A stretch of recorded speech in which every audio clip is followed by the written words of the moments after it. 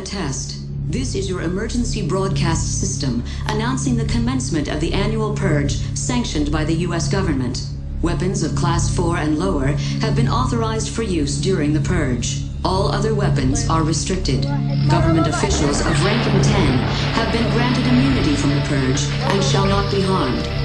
Commencing at the siren, any and all crime, including murder, will be legal for 12 continuous hours. Police, fire, and emergency medical services will be unavailable until tomorrow morning at 7 a.m. when the purge concludes. Blessed be our new founding fathers and America, a nation reborn. May God be with you all.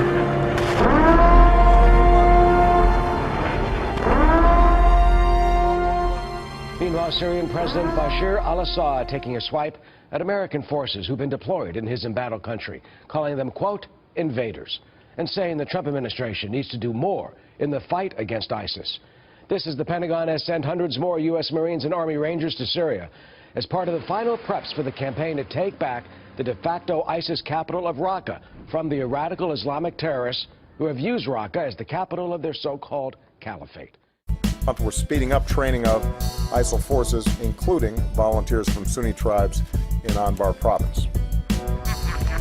Now think about that.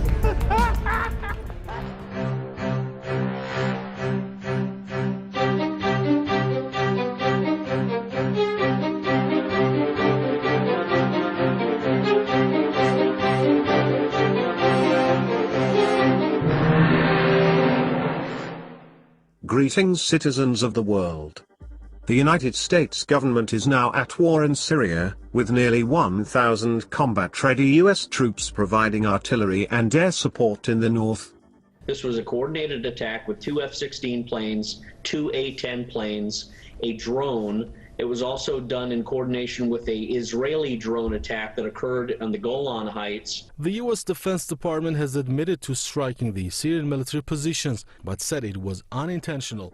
We have put our troops in an impossible and perilous position, with enemies on all sides. The war in Syria is not a fight for democracy. The U.S. is fighting alongside and supporting the cause of 80,000 jihadis from 90 different countries. Nearly 500,000 Syrians have died in the war fueled by this sinister worldwide participation. The US is equipping terrorists who keep changing their name, but the game is the same, to unite and achieve a radical Islamic fundamentalist takeover of the region. Then to spread democracy and regime change. What they were trying to build was a just, equitable democracy that took control of Chile's economy from the United States and its proxies. In Santiago, General Pinochet, America's man, sent in his British-made bombers against the presidential palace. It was September the 11th, 1973.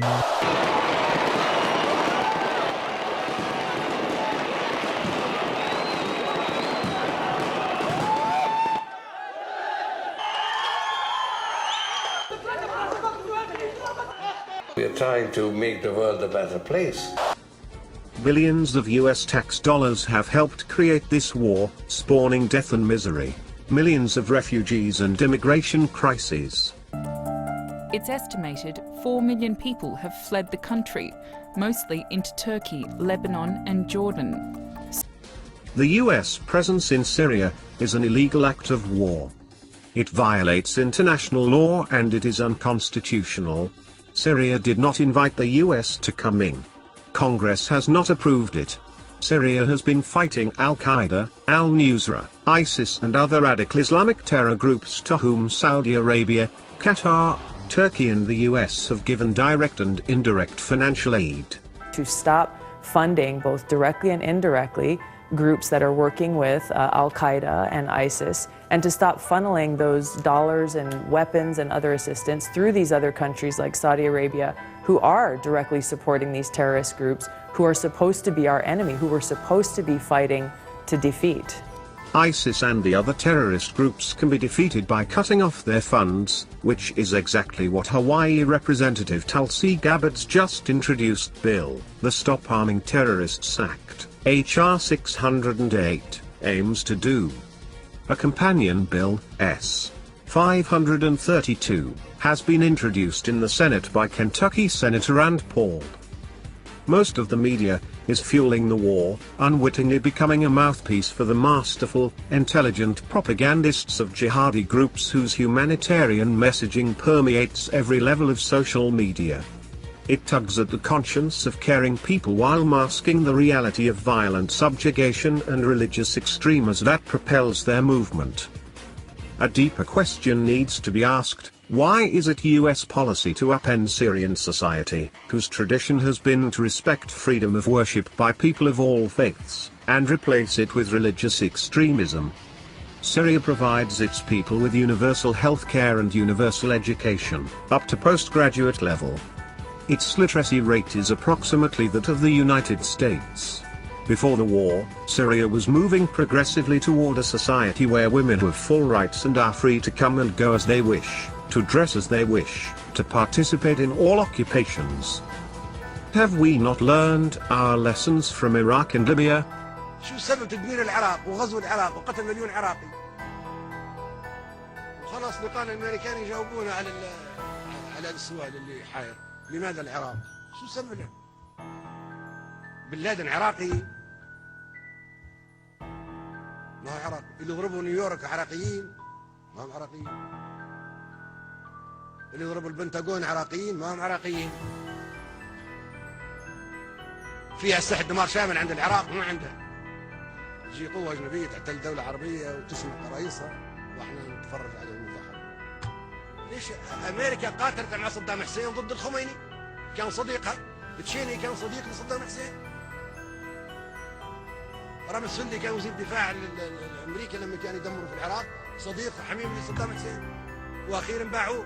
عشان نقول حتى انتم اصدقاء امريكا، نحن اصدقاء امريكا، بلاش نقول انتم، نحن اصدقاء امريكا قلنا قد توافق امريكا على شانقنا في يوم ما. Where our direct interventions set the trajectory for democracy back to the Dark Ages. Is the US presence emboldening those who want to destroy Syria? On Saturday morning, more than 40 Iraqi pilgrims traveling by bus to a holy site in a cemetery in downtown Damascus were killed, and more than 120 were injured when explosive devices were detonated. At least 33 people have been killed and more than 100 wounded after 2 explosive devices detonated in parts of Damascus. That's according to Syria's state-run media. Multiple buses were targeted.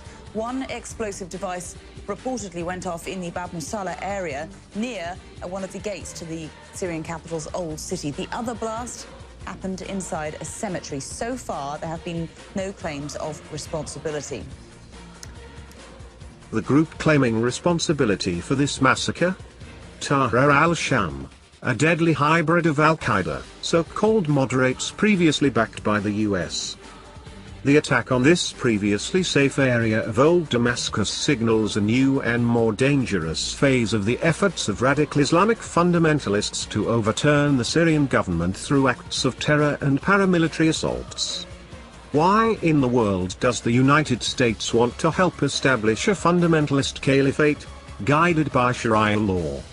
Why, in fact, has our government given mere lip service to the slaughter of Christians and the desecration of holy places in the region? How does this reflect American values? Some people say that if we fight them over there, we won't have to fight them over here.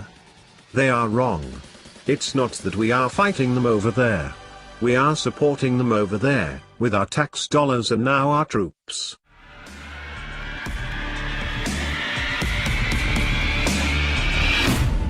We do not forgive. We do not forget. Expect us.